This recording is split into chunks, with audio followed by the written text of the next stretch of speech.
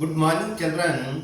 ఈరోజు మనం చదరం చతురస్రానికి సంబంధించి ఒక లెక్కను చేద్దాం. చూడండి, ఒక చదరం యొక్క వైశాల్యం దాని చుట్టుకొలతకు సమానమైనప్పుడు చదరం యొక్క ఒక పక్క ఎంత? చదరం అన్నా చతురస్రం అన్నా ఒకటే.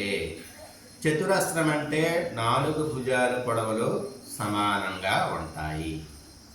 ఒక పక్క అంటే దాని అర్థం ఏంటంటే ఒక భుజం, వన్ సైడ్ యొక్క కొలత ఎంతని అడిగారు.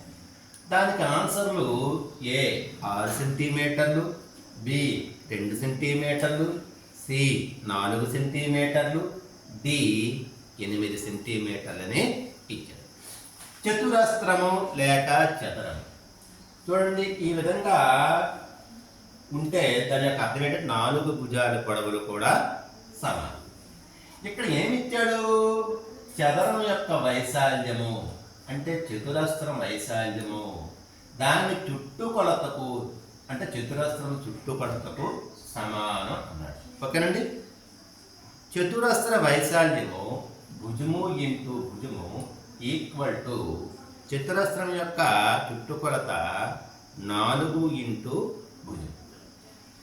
ఇరువైపులా ఎటువంటి కూడికలు కానీ తీసివేతలు కానీ లేని ఎడల మనం ఒకేలాంటి ప్రమాణాలు ఒకేలాంటి కొలతలు ఉంటే వాటిని మనం కొట్టివేత చేయవచ్చు. ఓకేనా?